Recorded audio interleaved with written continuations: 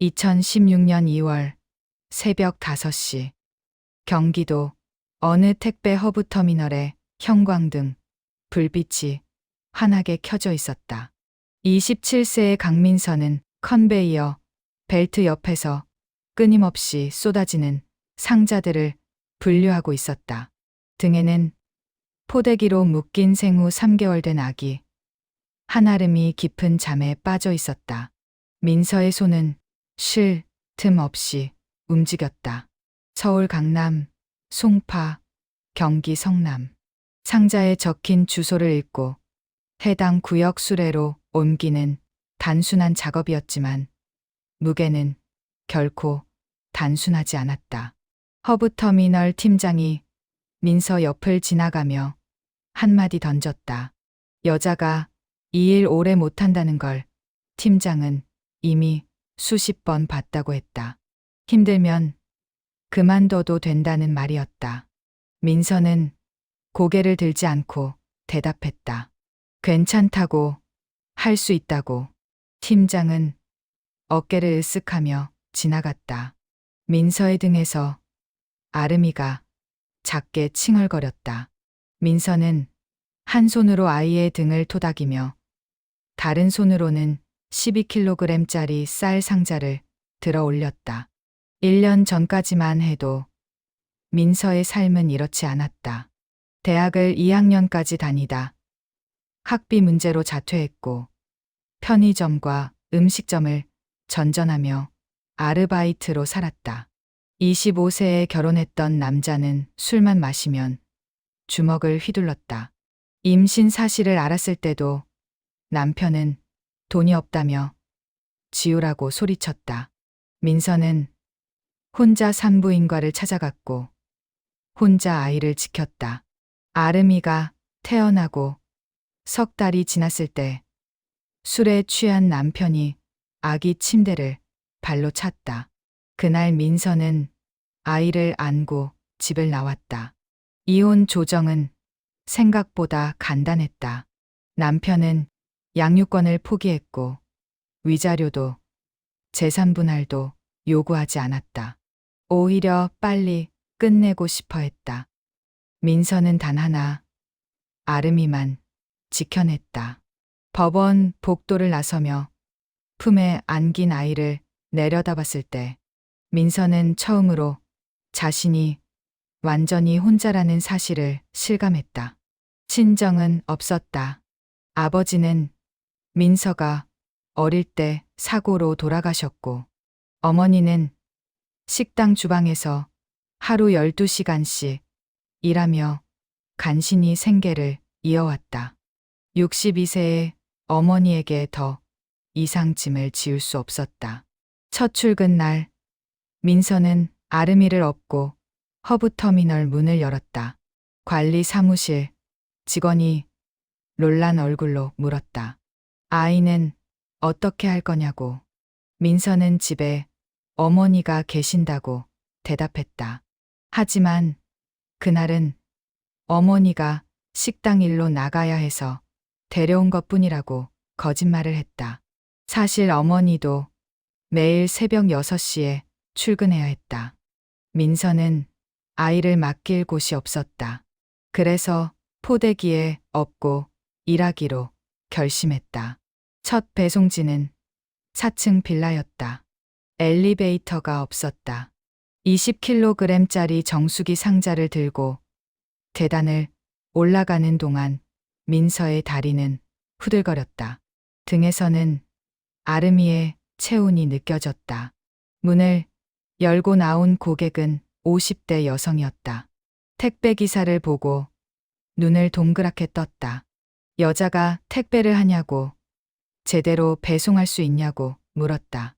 민서는 미소를 지으며 대답했다.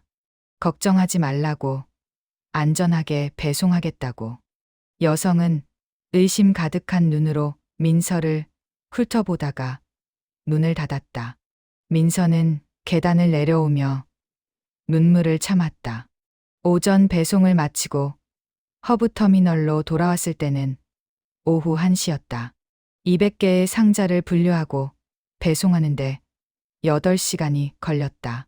화장실에서 아름이에게 분유를 먹이고 기저귀를 갈았다. 아이는 엄마 얼굴을 보며 방긋 웃었다. 민서는 그 웃음을 보며 다시 힘을 냈다. 오후 배송을 마치고 집에 도착한 시간은 밤 9시였다. 원룸 문을 열자 어머니가 졸고 계셨다. 어머니는 식당 일을 마치고 와서도 청소를 하고 빨래를 널어 놓으셨다. 민서는 어머니를 깨우지 않으려 조심스럽게 아름이를 침대에 눕혔다. 어머니가 눈을 뜨셨다. 늦었다며 밥은 먹었냐고 물으셨다. 민서는 먹었다고 거짓말했다. 어머니는 냉장고에서 반찬통을 꺼내며 말씀하셨다. 민서는 잘못한 게 없다고, 그 남자가 문제였다고.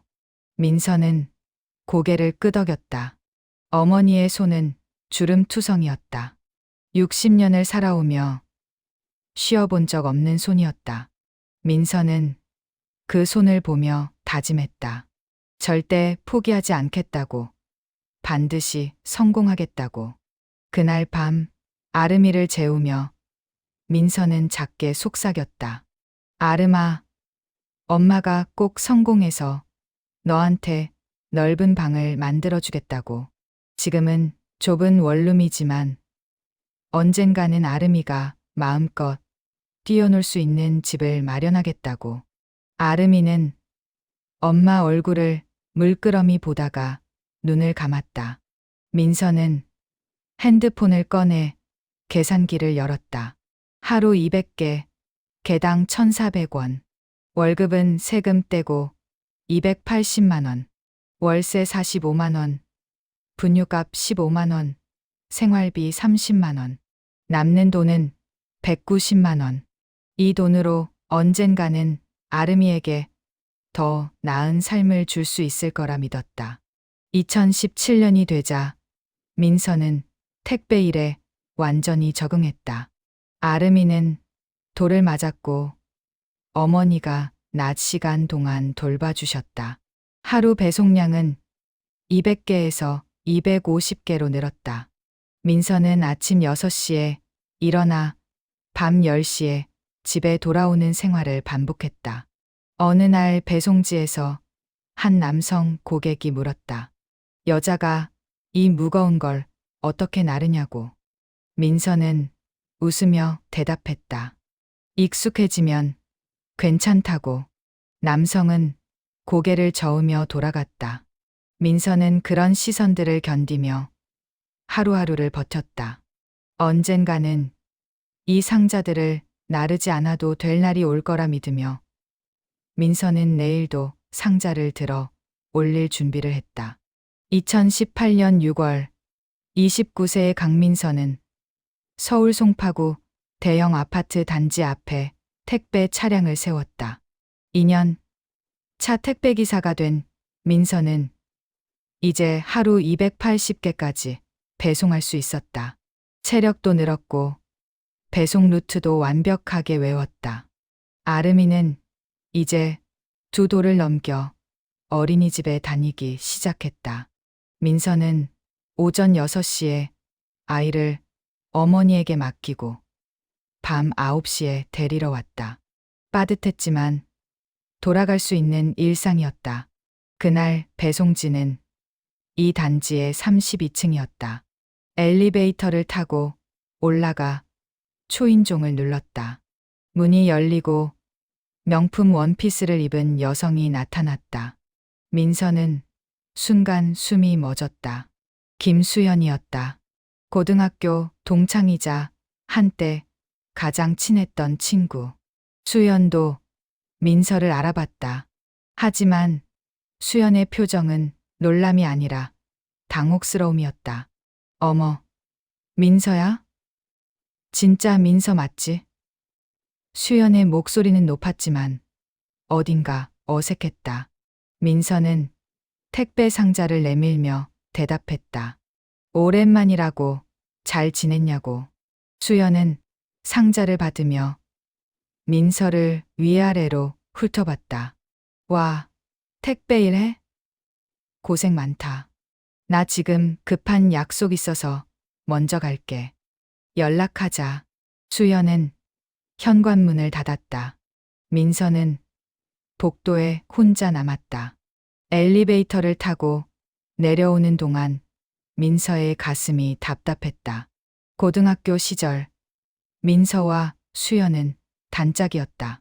수학 여행도 함께 갔고 도시락도 나눠 먹었다. 하지만 둘의 환경은 달랐다. 민서의 집은 가난했고 수연의 집은 부유했다. 민서가 대학 진학을 포기했을 때 수연은 유학을 떠났다.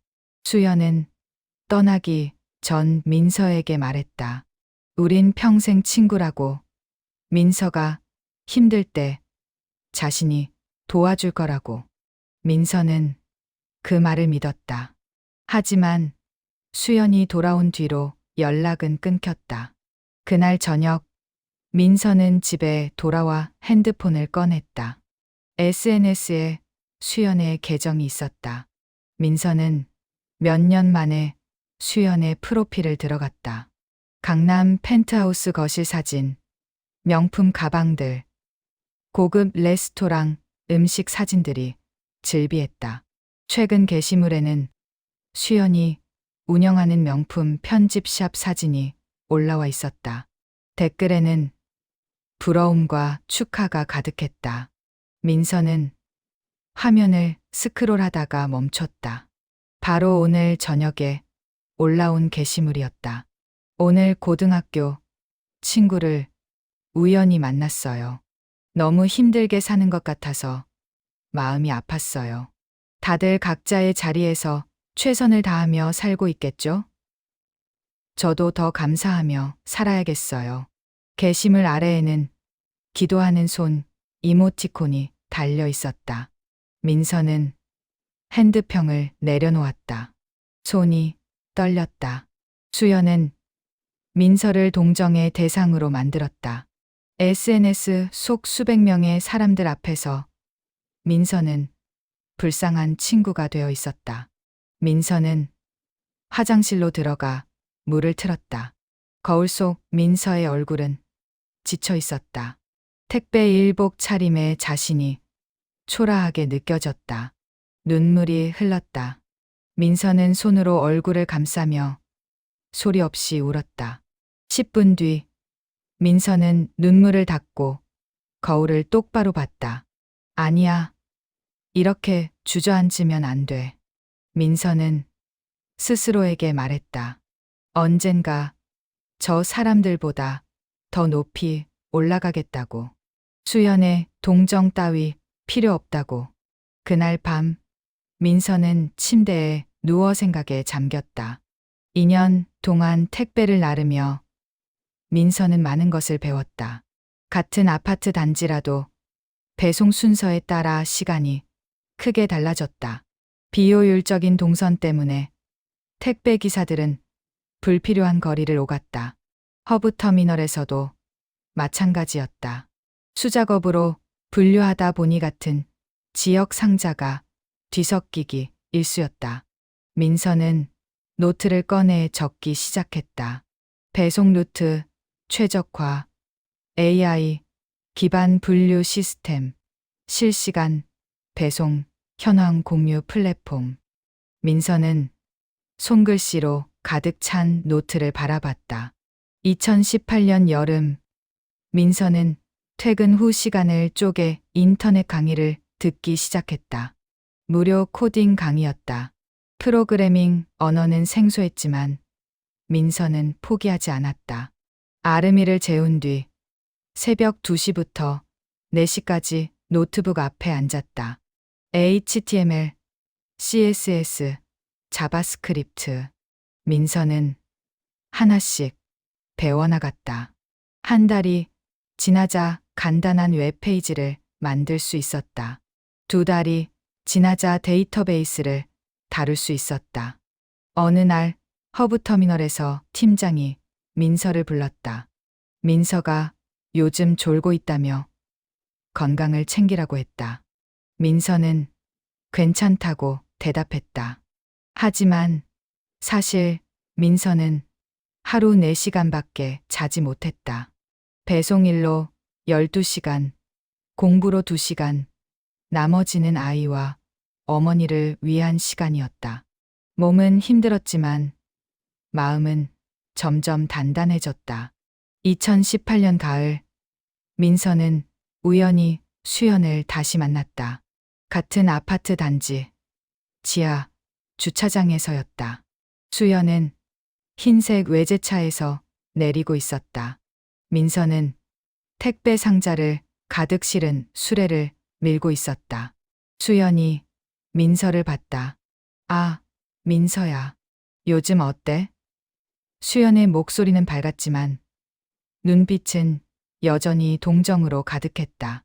민서는 짧게 대답했다. 잘 지낸다고. 수연은 고개를 끄덕이며 걸어갔다.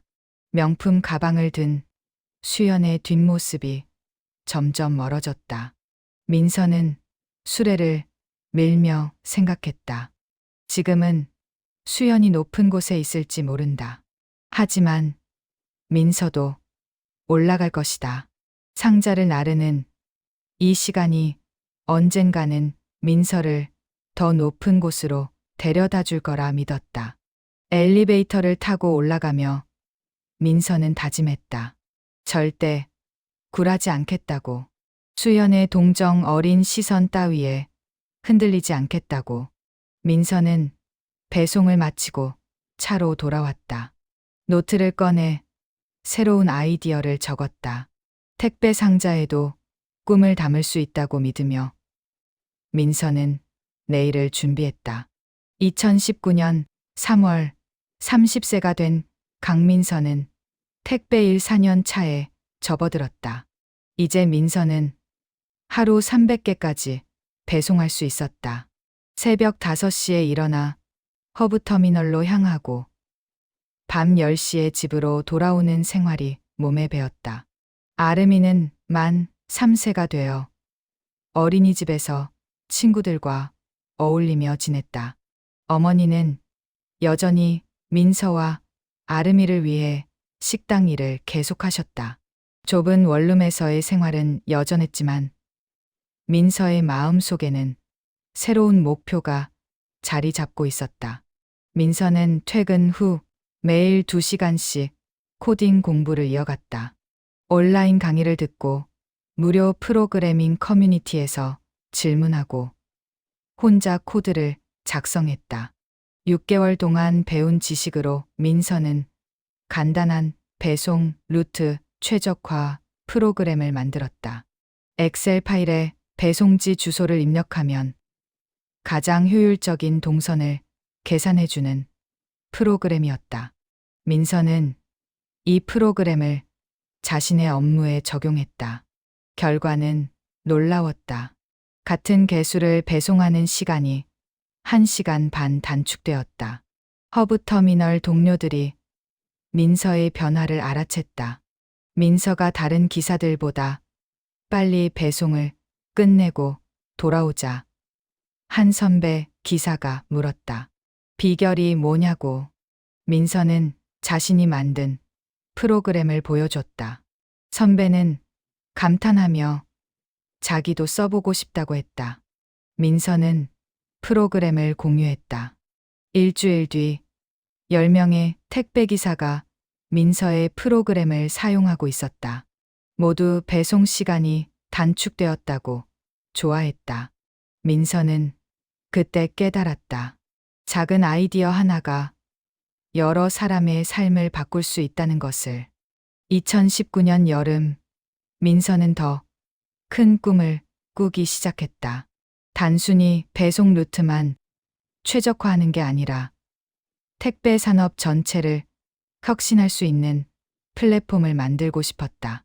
하지만 민서에게는 전문 지식이 부족했다. 민서는 온라인 코딩 부트캠프에 등록했다. 6개월 과정이었고 수강료는 120만 원이었다. 민서가 1년 동안 모은 저축의 절반이었다. 민서는 고민 끝에 결제 버튼을 눌렀다. 부트캠프는 혹독했다. 매일 저녁 8시부터 11시까지 온라인 강의가 진행됐고 과제는 새벽까지 해야 했다. 민서는 배송을 마치고 집에 돌아오면 아름이를 재운 뒤 곧바로 노트북 앞에 앉았다. 잠은 하루 3시간으로 줄었다. 몸은 한계에 다다랐지만 민서는 포기하지 않았다. 프로그래밍 언어뿐 아니라 데이터 분석, 머신러닝 기초, 클라우드 컴퓨팅까지 배웠다. 6개월이 지나고 민서는 수료증을 받았다. 2020년 1월 민서는 본격적으로 사업 계획을 구상하기 시작했다. 택배 배송 데이터를 AI로 분석해 최적의 루트를 제공하는 플랫폼. 이름은 스위프트 로지. 민서는 노트에 사업 계획을 빼곡히 적었다. 하지만 현실은 녹록하지 않았다. 플랫폼을 실제로 구현하려면 전문 개발자가 필요했고 서버 비용도 만만치 않았다. 민서는 일단 프로토타입이라도 만들기로 했다. 2020년 2월 코로나19가 한국을 강타했다.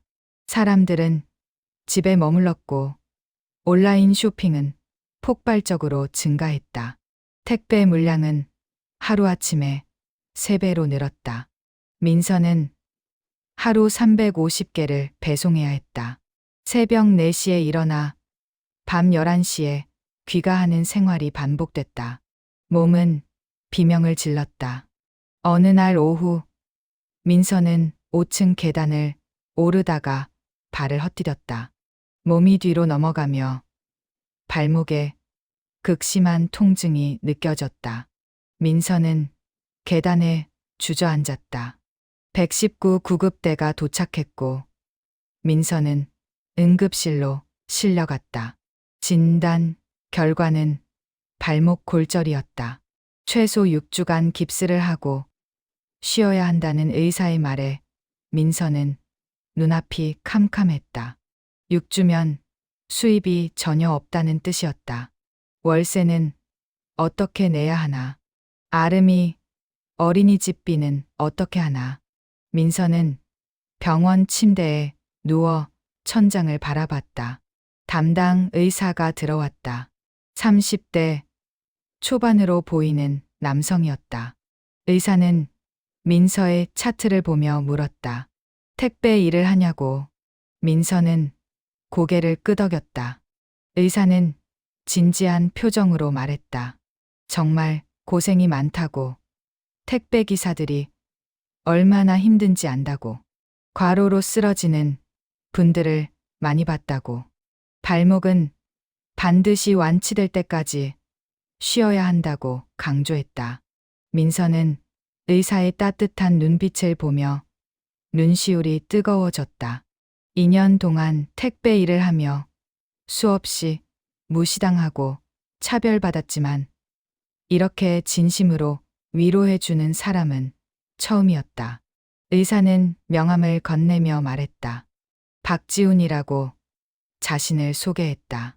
소아과 전문이라고 했다. 혹시 아이가 아프면 언제든 연락하라고 했다. 민서는 명함을 받아들었다. 박지훈. 민서는 그 이름을 마음속에 새겼다. 지훈은 민서에게 힘내라는 말을 남기고 나갔다. 민서는 명함을 가방에 넣으며 생각했다. 세상에는 여전히 따뜻한 사람이 있구나. 민서는 6주간 집에서 쉬었다. 택배 일은 할 수 없었지만 시간은 생겼다. 민서는 그 시간을 모두 스위프트 로지 개발에 쏟아부었다. 깁스한 다리를 의자에 올려놓고 노트북을 무릎에 얹고 코드를 작성했다. 프리랜서 개발자 1명을 구했다. 월 200만 원에 계약했다. 민서의 저축은 바닥났지만 민서는 멈출 수 없었다. 4주 만에 프로토타입이 완성됐다. 간단한 웹 기반 플랫폼이었지만 작동했다. 2020년 4월 민서는 깁스를 풀고 다시 택배 일을 시작했다. 발목은 완전히 회복되지 않았지만 더 이상 쉴 수 없었다. 민서는 자신이 만든 플랫폼을 사용하며 배송했다. 효율은 더욱 높아졌다. 동료들도 민서의 플랫폼을 쓰고 싶어 했다. 민서는 무료로 공유했다. 소문이 퍼지며 다른 허브터미널 기사들도 사용하기 시작했다. 민서는 확신했다. 이 아이디어는 통한다고. 이제는 본격적으로 사업을 시작할 때라고. 민서는 내일을 위해 다시 상자를 들어 올렸다. 2021년 3월 32세의 강민서는 발목 재활 치료를 받기 위해 병원을 찾았다. 6주간의 깁스 생활 후 다시 택배 일을 시작했지만 발목은 여전히 불안정했다. 계단을 오를 때마다 통증이 느껴졌고 저녁이 되면 발목이 퉁퉁 부어올랐다. 민서는 어쩔 수 없이 정형외과에 다시 왔다. 1년 전 응급실에서 민서를 치료했던 박지훈이 정형외과 진료실에 있었다. 지훈은 민서를 알아봤다.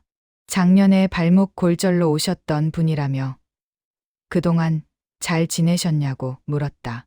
민서는 놀라며 대답했다. 의사 선생님이 기억하고 계신다는 게 신기하다고. 지훈은 웃으며 말했다. 택배 일 하시는 분들은 특히 신경 쓰게 된다고. 다들 너무 무리하시는 것 같아서 걱정이라고. 민서는 지훈의 따뜻한 말에 마음이 편안해졌다. 진료 결과 발목 인대가 완전히 회복되지 않은 상태였다. 지훈은 물리치료를 권했다. 최소 3개월은 꾸준히 받아야 한다고 했다. 민서는 난감했다. 물리치료를 받으려면 일주일에 3번, 낮 시간에 병원에 와야 했다. 배송 시간과 겹쳤다. 민서가 망설이자 지훈이 물었다. 혹시 시간이 안 되냐고. 민서는 솔직하게 대답했다. 일 때문에 낮에 오기 어렵다고. 지훈은 잠시 생각하더니 제안했다. 그럼 저녁 시간에 오시라고. 자신이 진료 끝나고 따로 시간을 내서 치료해주겠다고. 민서는 당황했다. 그건 너무 폐를 끼치는 일이라고. 지훈은 괜찮다고 했다. 환자가 제대로 치료받는 게 중요하다고. 민서는 고개를 숙이며 감사하다고 말했다. 그날부터 민서는 일주일에 3번, 저녁 8시에 병원을 찾았다. 지훈은 퇴근 시간을 늦추고 민서를 위해 물리치료실을 열어줬다. 치료를 받는 30분 동안 둘은 자연스럽게 대화를 나눴다. 지훈은 민서에게 택배 일이 얼마나 힘든지 물었다. 민서는 솔직하게 답했다. 하루 300개 넘게 나르고 계단을 수십 번 오르내리고 무거운 상자를 들어 올린다고. 지훈은 고개를 저으며 말했다. 정말 대단하다고. 자신은 그렇게 못할 것 같다고. 어느 날 치료가 끝난 후 지훈이 조심스럽게 물었다. 혹시 아이가 있냐고. 민서는 놀라며 어떻게 아냐고 물었다. 지훈은 작년 응급실 차트를 봤다고 했다. 보호자 연락처에 딸 이름이 적혀 있었다고. 민서는 웃으며 답했다. 5살 딸이 있다고. 아름이라고. 지훈은 따뜻한 표정으로 말했다. 아이 키우면서 일하기 정말 힘드시겠다고. 2021년 5월 어느 날 아름이가 열이 났다. 밤 10시였다. 민서는 당황했다. 어머니는 식당 야근 중이었고 민서 혼자 아이를 데리고 응급실로 가야 했다. 민서는 문득 지훈의 명함이 떠올랐다. 하지만 이 시간에 연락하는 건 실례인 것 같았다. 민서는 망설이다가 119에 전화하려 했다. 그때 핸드폰이 울렸다. 지훈이었다. 오늘 물리치료 시간에 안 오셨는데 괜찮으신지 걱정돼서 연락드렸다는 지훈의 말에 민서는 상황을 설명했다. 딸이 갑자기 열이 나서 어떻게 해야 할지 모르겠다고. 지훈은 침착하게 말했다. 지금 당장 병원으로 오라고. 자신이 대기하고 있겠다고. 민서는 아름이를 안고 택시를 타고 병원으로 향했다. 병원에 도착하자 지훈이 문 앞에서 기다리고 있었다. 지훈은 아름이를 진찰하며 부드럽게 말을 걸었다. 아름아, 어디가 아파? 지훈의 목소리는 따뜻했다. 아름이는 처음 보는 의사 아저씨가 무섭지 않은지 순하게 진찰을 받았다. 진단 결과는 단순 감기였다. 지훈은 약을 처방하며 민서에게 말했다. 오늘 밤 잘 지켜보고 내일 아침에 다시 연락 달라고. 민서는 진료비를 내려 했지만 지훈은 받지 않았다. 밤늦게 와서 미안하다는 민서에게 지훈은 말했다. 아이가 아픈데 뭐가 미안하냐고. 당연한 일이라고. 민서는 고개를 숙이며 감사하다고 말했다. 지훈은 아름이 머리를 쓰다듬으며 말했다. 얌전하고 예쁜 아이라고. 엄마를 닮은 것 같다고. 택시를 타고 집으로 돌아오는 길, 민서는 창밖을 바라봤다. 지훈의 따뜻함이 마음에 남았다. 이렇게 자신을 챙겨주는 사람이 있다는 게 낯설었다. 2년 동안 민서는 혼자 모든 걸 해결해야 했다. 아이가 아파도, 자신이 다쳐도, 돈이 없어도, 누구에게도 기대지 않고 살았다. 하지만 지훈은 달랐다. 민서를 동정하지 않았고 무시하지도 않았다. 그저 한 사람으로서 민서를 대했다. 2021년 6월 물리치료가 끝나갈 무렵 지훈이 조심스럽게 말을 꺼냈다. 실례가 안 된다면 커피 한 잔 하고 싶다고. 민서는 당황했다. 지훈은 재빨리 덧붙였다. 부담 갖지 말라고. 그냥 친구로 지내고 싶다고. 민서는 잠시 망설이다가 대답했다. 자신은 이혼녀이고 아이가 있다고. 지훈이 그런 걸 알고도 괜찮냐고 물었다. 지훈은 웃으며 답했다.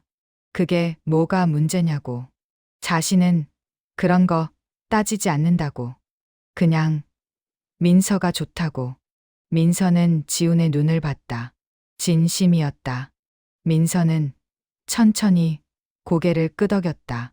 그럼 한번 만나보자고.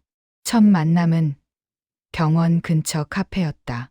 지훈은 민서에게 자신의 이야기를 했다. 서울대 의대를 졸업하고 레지던트를 마쳤다고. 작년에 개원했다고. 부모님은 아버지가 일찍 돌아가시고 어머니 혼자 교사로 일하시며 자신을 키우셨다고. 민서는 지훈의 이야기를 들으며 공감했다. 둘 다 한부모 가정에서 자랐다는 공통점이 있었다. 지훈은 민서에게 물었다. 앞으로 어떤 꿈이 있냐고. 민서는 처음으로 자신의 사업 계획을 누군가에게 말했다. 스위프트 로지 이야기를, 택배 산업을 혁신하고 싶다는 꿈을. 지훈은 눈을 빛내며 들었다. 정말 멋진 아이디어라고. 꼭 해보라고 응원했다. 민서는 지훈의 격려에 힘을 얻었다. 누군가 자신의 꿈을 진지하게 들어준다는 게 이렇게 따뜻한 일인지 처음 알았다. 그날 이후 둘은 자주 만났다. 지우는 아름이와도 함께 시간을 보냈다. 동물원에도 가고 놀이공원에도 갔다. 아름이는 지훈을 좋아했다. 어느 날 아름이가 물었다. 지훈 아저씨가 아빠가 되면 안 되냐고. 민서는 당황했지만 지훈은 웃으며 아름이를 안아 올렸다. 민서는 그 모습을 보며 마음이 따뜻해졌다. 이제 민서는 혼자가 아니었다. 함께 꿈을 꾸는 사람이 생겼다. 2022년 1월 33세의 강민서는 인생의 중요한 결정 앞에 서 있었다. 6년간 쌓아온 택배 경험과 2년간 독학한 IT 지식을 바탕으로 본격적인 창업을 준비할 때였다. 민서는 노트북을 열고 사업 계획서를 다시 읽었다. AI 기반 배송 루트 최적화 플랫폼 스위프트 로지. 이 아이디어는 단순한 꿈이 아니었다. 민서가 6년간 상자를 나르며 직접 경험한 문제를 해결하는 현실적인 솔루션이었다. 사업 계획서에는 구체적인 숫자들이 적혀 있었다. 초기 개발 비용 3천만 원, 서버 구축 비용 2천만 원, 마케팅 비용 1,500만 원, 운영 자금 1,500만 원, 총 8천만 원이 필요했다. 민서의 통장 잔고는 1,200만 원이었다. 6년 동안 악착같이 모은 돈이었다. 하지만 6,800만 원이 부족했다. 대출을 받자니 신용도가 낮았고 투자를 받자니 인맥도 없었다. 민서는 지훈에게 사업 계획서를 보여줬다. 지훈은 꼼꼼히 읽더니 고개를 끄덕였다. 정말 잘 만들어졌다고. 이 정도면 충분히 투자받을 수 있을 것 같다고 말했다. 민서는 한숨을 쉬었다. 문제는 자금이라고. 8천만 원을 어떻게 마련해야 할지 모르겠다고. 지훈은 잠시 생각하더니 조심스럽게 말했다. 자신이 5천만 원을 투자하겠다고. 민서는 깜짝 놀라며 고개를 저었다. 5천만 원은 너무 큰 돈이라고. 만약 사업이 실패하면 어떻게 하냐고. 지훈은 민서의 손을 잡으며 말했다. 괜찮다고. 자신은 민서를 믿는다고. 그리고 둘은 같이 가는 거라고. 민서는 지훈의 눈을 봤다. 진심이었다. 민서는 눈물을 참으며 고개를 숙였다. 감사하다고. 꼭 성공하겠다고 말했다. 2022년 3월 민서는 6년간 다니던 택배 회사의 사직서를 제출했다. 허브터미널 팀장은 아쉬워했다. 민서가 최고의 기사였다고. 어디 가서도 잘할 거라고 격려했다. 동료, 기사들도 민서를 응원했다. 민서가 만든 배송 프로그램 덕분에 모두 일이 편해졌다며 고맙다고 했다. 민서는 마지막 배송을 마치고 차에서 내렸다. 6년간 자신을 단련시킨 그 차를 바라보며 민서는 새로운 시작을 다짐했다. 하지만 지훈의 어머니는 달랐다. 지훈이 민서와의 관계를 어머니에게 알렸을 때 어머니는 강하게 반대했다.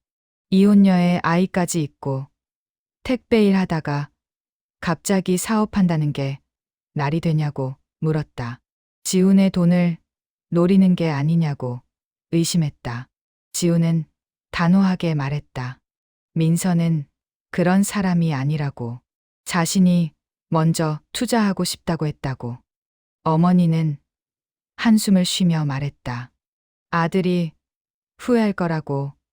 차라리 병원 선생님이나 좋은 집안 아가씨를 만나라고.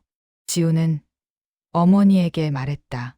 자신은 민서와 결혼할 거라고. 어머니가 반대해도 마음은 변하지 않는다고. 어머니는 화를 내며 나갔다. 지우는 민서에게 전화를 걸어 상황을 설명했다. 민서는 미안하다고 했다. 자신 때문에 지훈이 어머니와 사이가 나빠진다고. 지훈은 괜찮다고 했다. 시간이 지나면 어머니도 이해하실 거라고. 2022년 4월 민서는 10평짜리 사무실을 계약했다. 월세 120만 원이었다.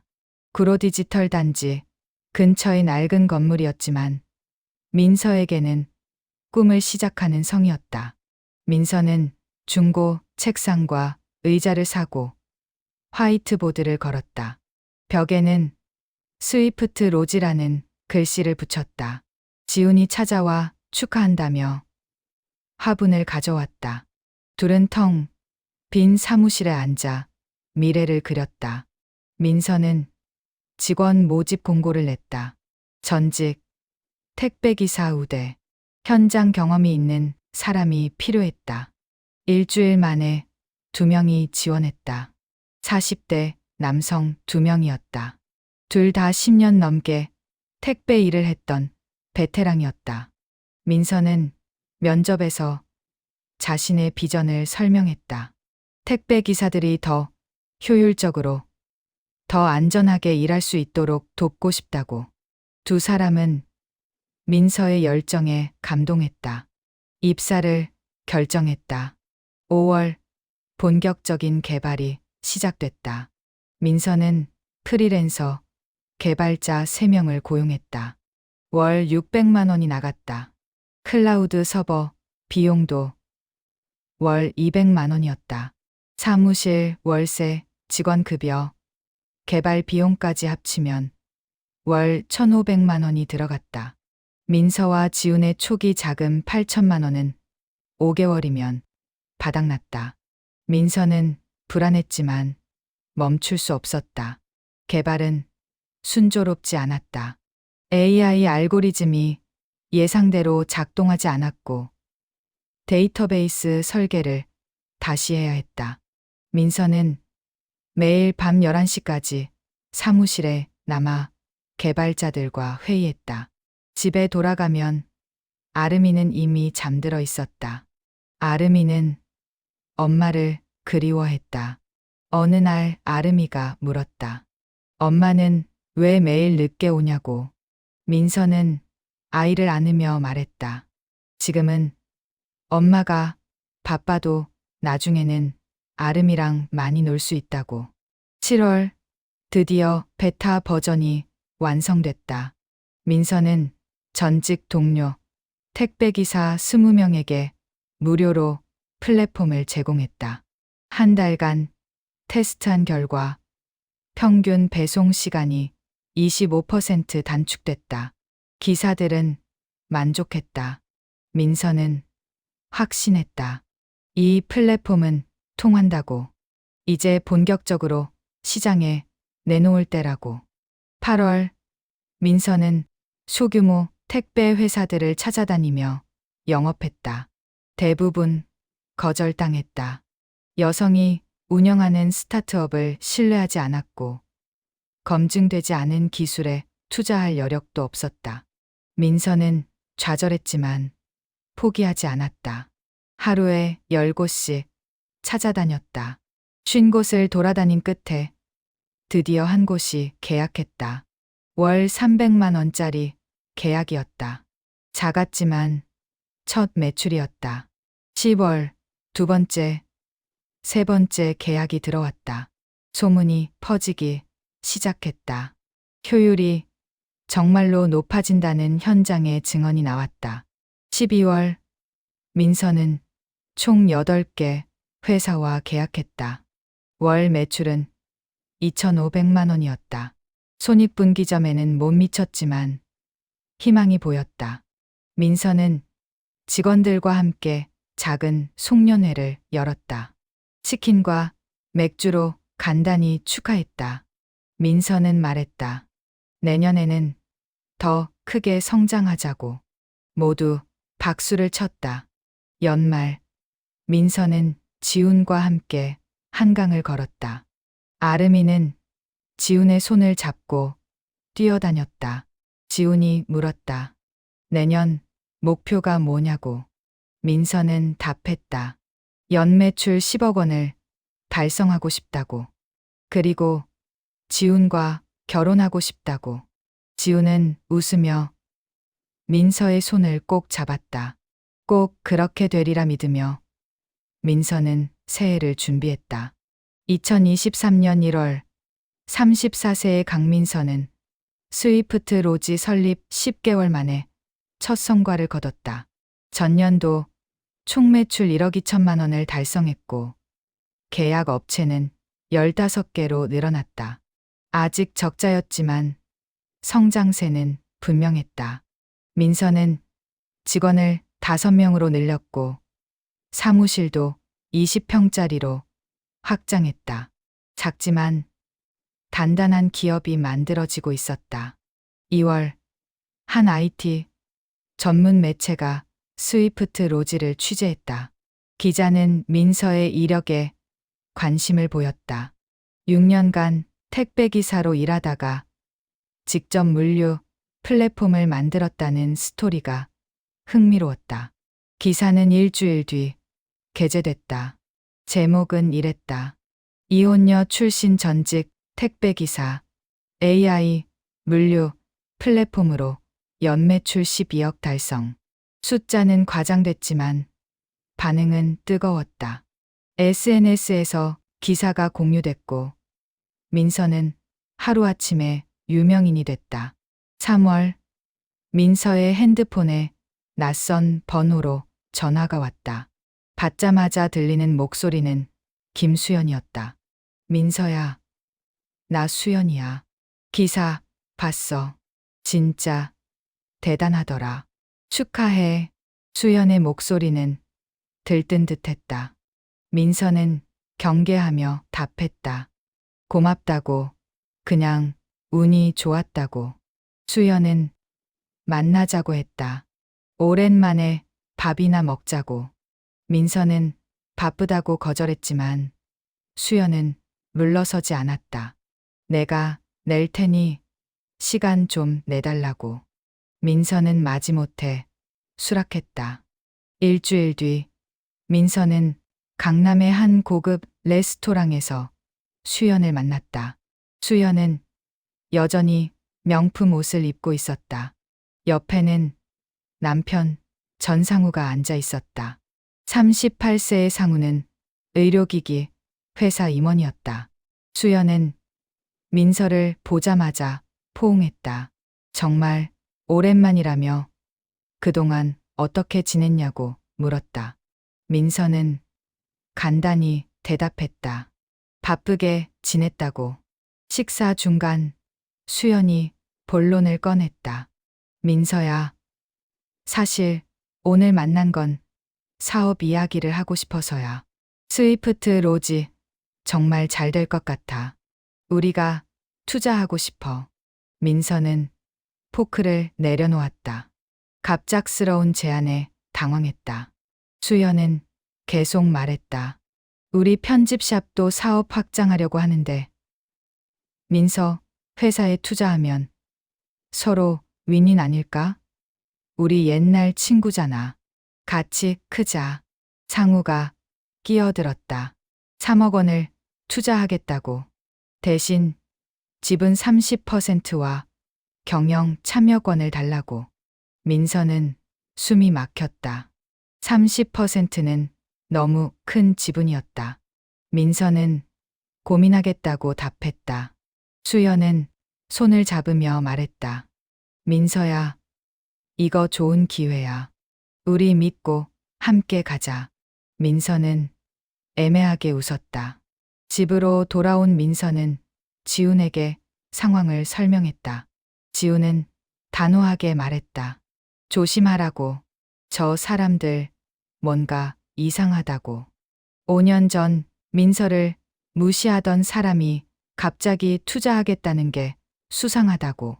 민서도 불안했지만 현실적으로 자금이 필요했다.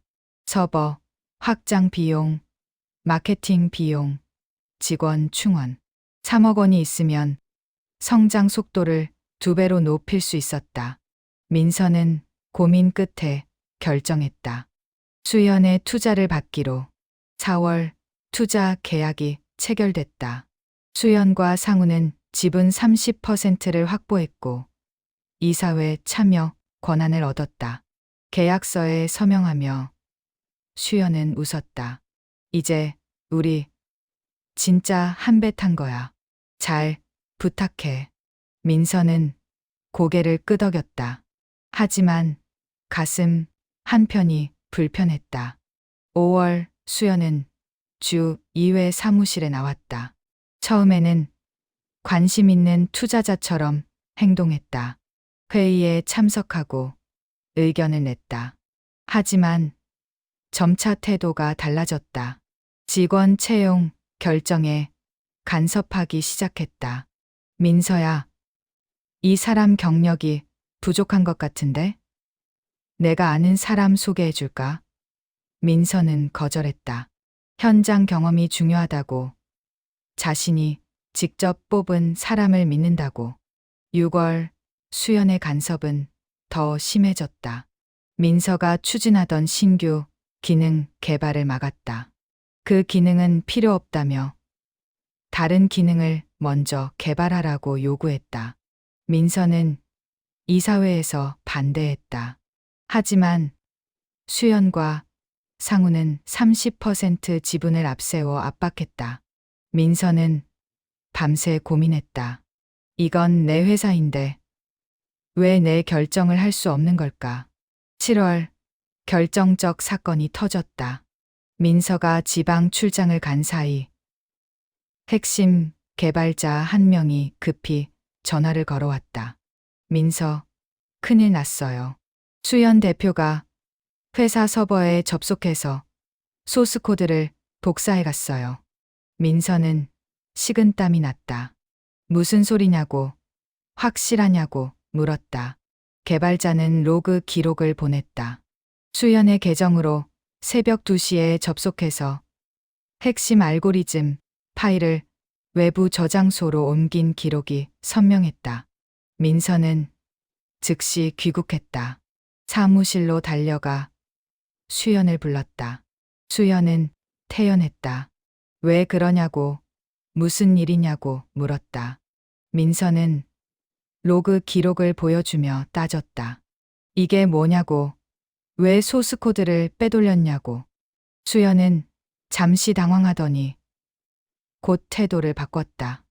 웃음을 거두고 차갑게 말했다. 민서야, 너 진짜 순진하구나. 내가 투자한 회사 자료를 확인하는 게 뭐가 문제야? 민서는 손이 떨렸다. 확인이 아니라 복사했다고, 외부로 빼돌렸다고. 수연은 냉소했다.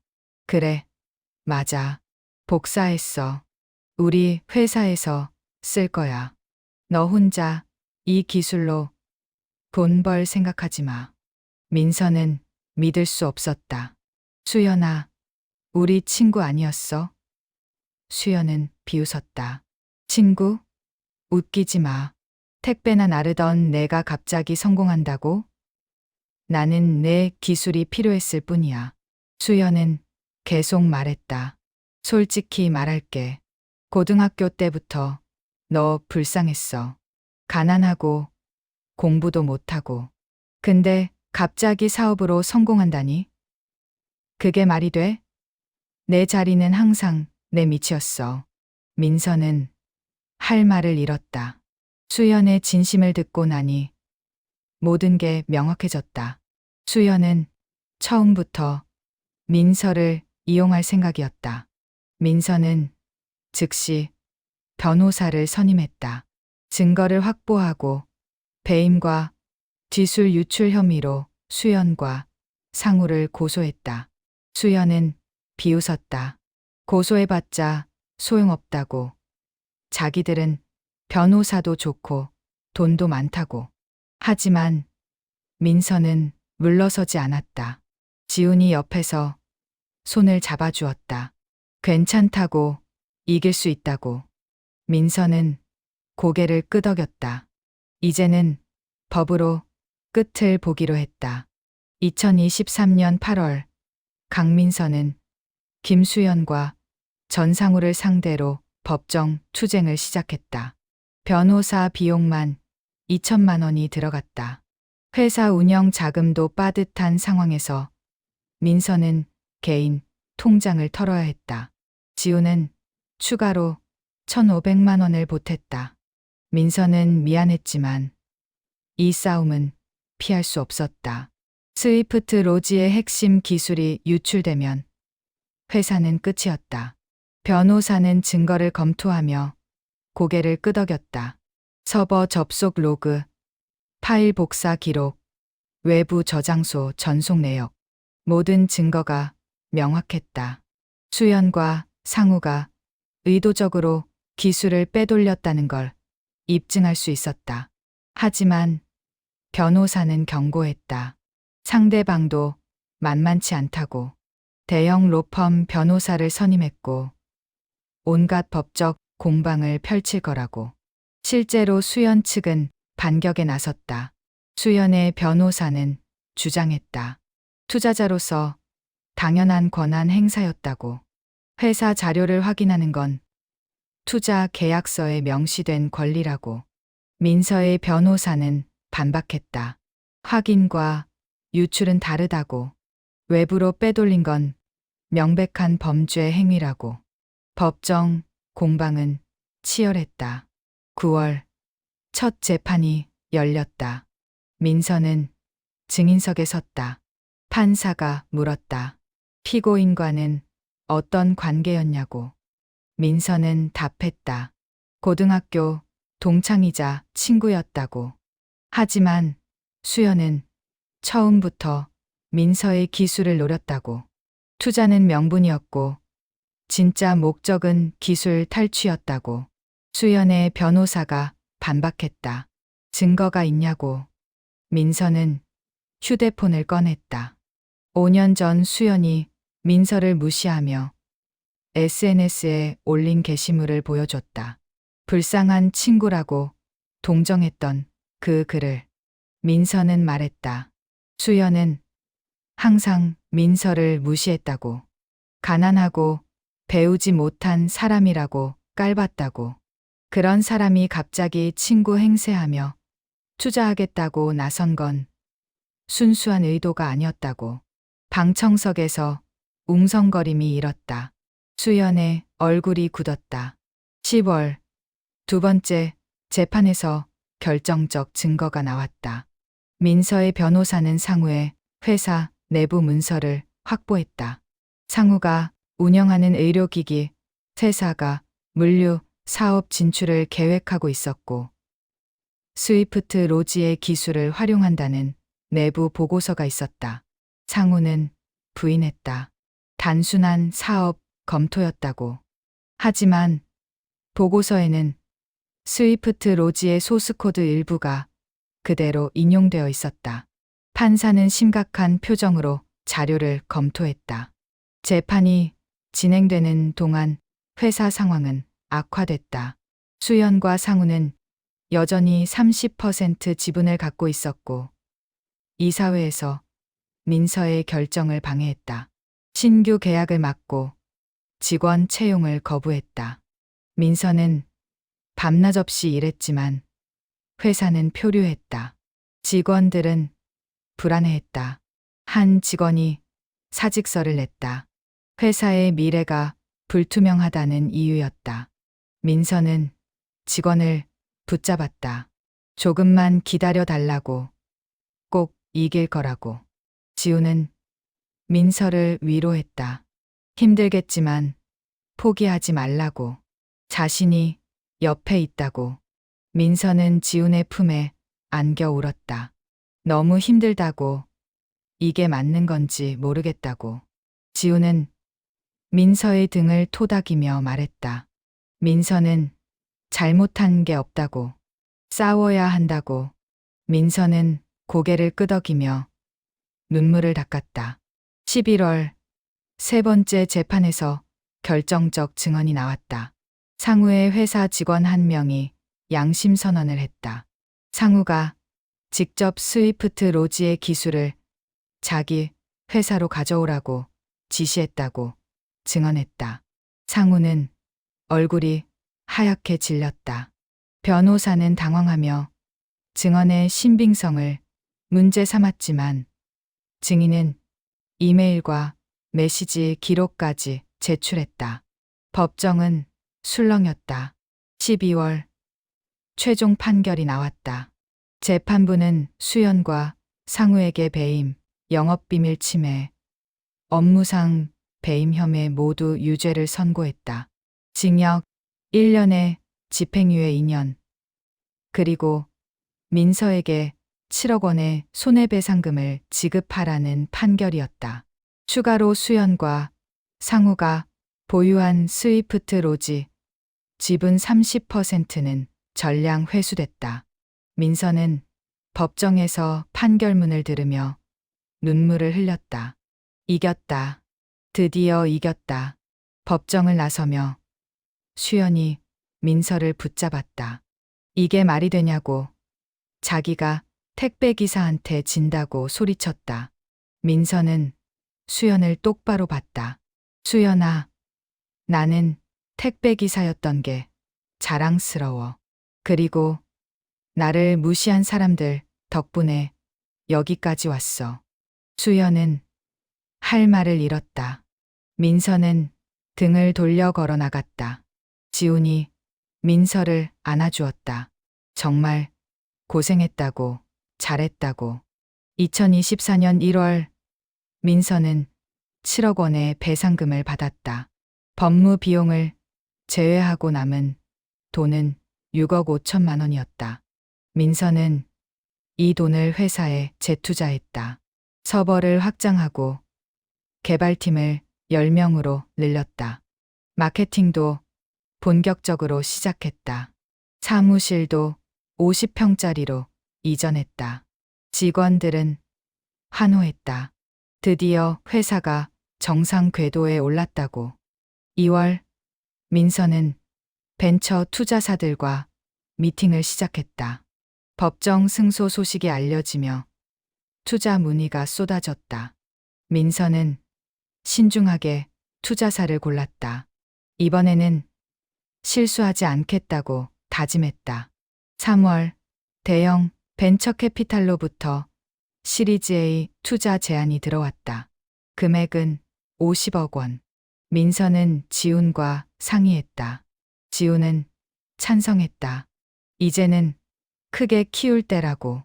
투자 계약은 투명했다. 지분 20%를 주는 대신 경영권은 민서가 유지했다.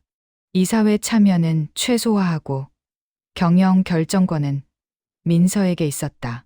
민서는 계약서에 서명하며 생각했다. 이번에는 다르다고. 내가 주도권을 쥐고 있다고.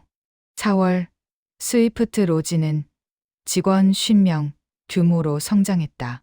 계약 업체는 80개로 늘었고 월 매출은 6억 원을 돌파했다.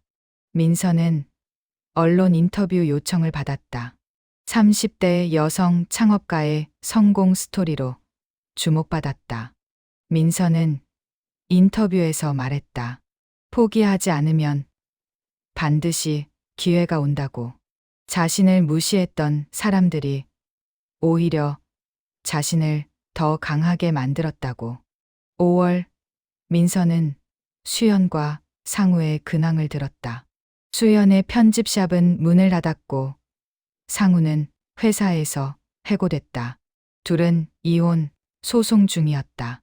민서는 복잡한 심정이었다. 동정은 아니었다. 자업자득이라 생각했다. 하지만 한때 친구였던 사람의 몰락을 보는 건 씁쓸했다. 민서는 고개를 저었다. 이제는 앞만 보기로 했다. 2024년 6월 35세의 강민서는 스위프트 로지 신사옥 준공식에 참석했다. 서울 강남구에 위치한 5층 건물이었다. 전용 면적 500평. 2년 전 10평짜리 허름한 사무실에서 시작한 회사가 이만큼 성장했다. 민서는 건물 앞에 서서 감회에 젖었다. 8년 전 생후 3개월 아기를 업고 택배 상자를 나르던 자신의 모습이 떠올랐다. 그때는 상상조차 할 수 없던 일이었다. 준공식에는 150명이 넘는 사람들이 모였다. 직원들, 투자자들, 협력업체 대표들, 그리고 언론사 기자들. 민서는 단상에 올라 인사말을 시작했다. 오늘 이 자리에 서기까지 많은 분들의 도움이 있었다고. 특히 어려운 시절 함께 버텨준 초기 직원들에게 감사하다고. 그리고 자신을 믿고 투자해준 지훈에게 고맙다고. 민서의 목소리는 떨렸지만 단단했다. 민서는 연단에서 내려와 직원들과 악수를 나눴다. 2022년부터 함께한 전직 택배기사 출신 직원 2명이 민서를 꼭 안았다. 대표님 덕분에 인생이 바뀌었다고. 택배 일만 하다가 이렇게 회사 핵심 인력이 될 줄 몰랐다고. 민서는 웃으며 답했다. 자신도 같은 길을 걸어왔다고. 우리는 서로를 성장시킨 동료라고. 7월 스위프트 로지는 연매출 80억 원을 달성했다. 전년 대비 6배 성장이었다. 계약 업체는 200개를 넘었고 전국 택배기사 5,000명이 스위프트 로지 플랫폼을 사용했다. 민서는 회사 실적 보고서를 보며 흐뭇해했다. 하지만 멈추지 않았다. 다음 목표는 해외 진출이었다. 동남아 시장을 먼저 공략할 계획이었다. 8월 민서는 지훈과 함께 저녁 식사를 했다. 아름이도 함께였다. 8세가 된 아름이는 이제 초등학교 2학년이었다. 아름이가 물었다. 엄마, 회사가 정말 잘 되고 있어? 뉴스에서 봤어. 민서는 고개를 끄덕이며 답했다. 그렇다고 엄마가 열심히 했으니까. 아름이는 자랑스럽다며 웃었다. 지훈이 민서의 손을 잡았다. 이제 결혼하자고. 민서는 놀라며 지훈을 봤다. 지훈은 진지했다. 3년을 기다렸다고. 이제 민서도 안정됐으니 함께 가족이 되자고. 민서는 눈물이 났다. 하지만 걱정도 있었다. 지훈 어머니 생각이 났다. 어머니는 여전히 민서를 반대할까? 지훈은 괜찮다고 했다. 어머니 마음도 많이 변하셨다고. 9월 민서는 지훈 어머니를 만났다. 3년 만이었다. 어머니는 민서를 보자마자 사과했다. 그동안 오해했다고. 민서처럼 강한 사람이 아들 곁에 있어서 다행이라고. 어머니는 신문 스크랩을 꺼냈다. 민서가 나온 기사들을 전부 모아놨다. 며느리가 자랑스럽다고. 민서는 감동받았다. 어머니도 고생 많으셨다고. 이제 편히 지내시라고 답했다.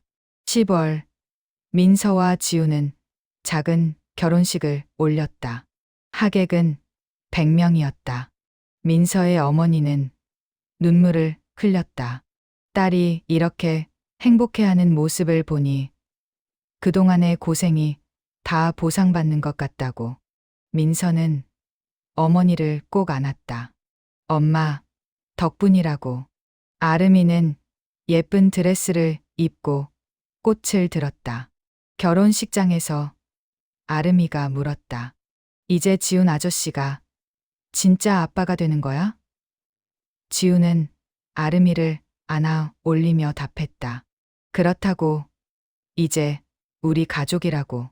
결혼식이 끝나고 민서는 신사옥으로 돌아왔다. 사무실 벽에는 액자가 걸려 있었다. 2016년 민서가 처음 택배 일을 시작하던 날 찍은 사진이었다.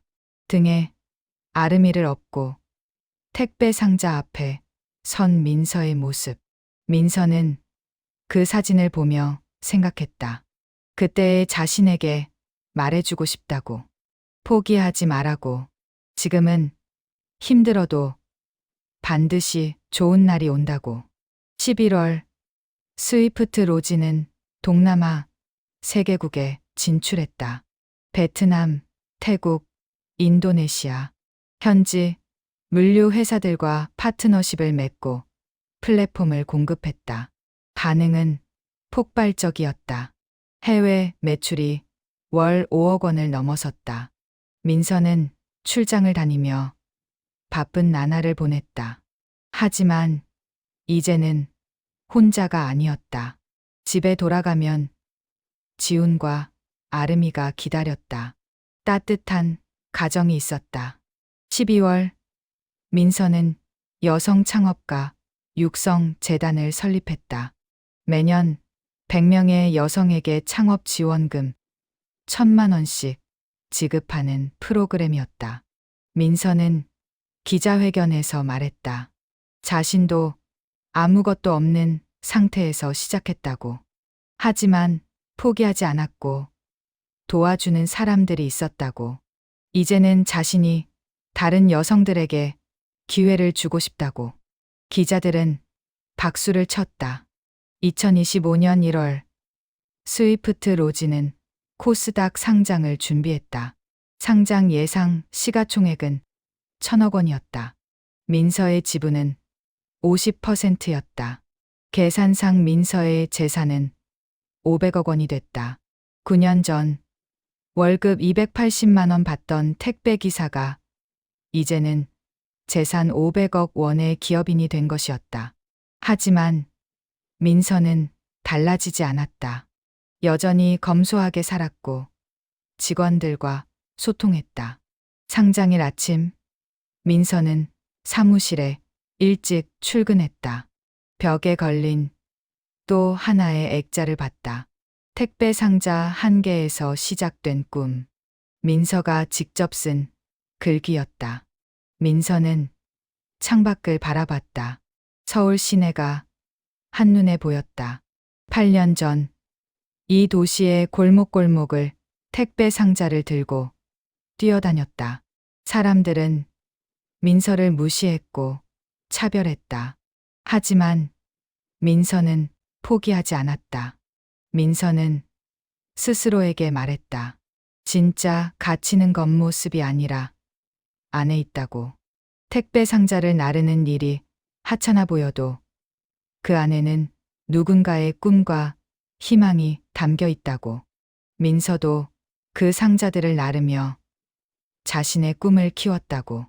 그리고 그 꿈은 포기하지 않는 사람에게만 열린다고. 오전 9시 코스닥 개장 종이 울렸다. 스위프트 로지의 주가는 첫날 30% 상승하며 마감했다. 사무실에서는 환호성이 터졌다. 직원들이 민서를 둘러싸고 축하했다. 민서는 웃으며 말했다. 이건 우리 모두의 성공이라고. 함께 만든 결과라고. 직원들은 다시 한번 박수를 보냈다. 저녁 민서는 지훈, 아름이, 어머니와 함께 저녁을 먹었다. 어머니는 딸의 손을 잡으며 말했다. 정말 자랑스럽다고. 민서는 어머니에게 감사하다고 답했다. 어머니가 포기하지 않고 자신을 키워줬기 때문이라고. 아름이는 엄마를 닮고 싶다고 말했다. 민서는 아이를 안으며 말했다. 아름이 자신의 길을 찾으면 된다고. 엄마는 항상 응원할 거라고.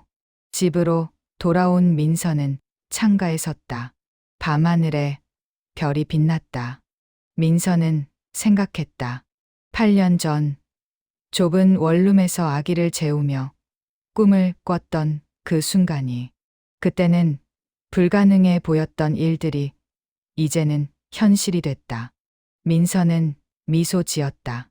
꿈은 포기하지 않는 사람에게만 열린다. 민서는 그 진리를 몸소 증명했다.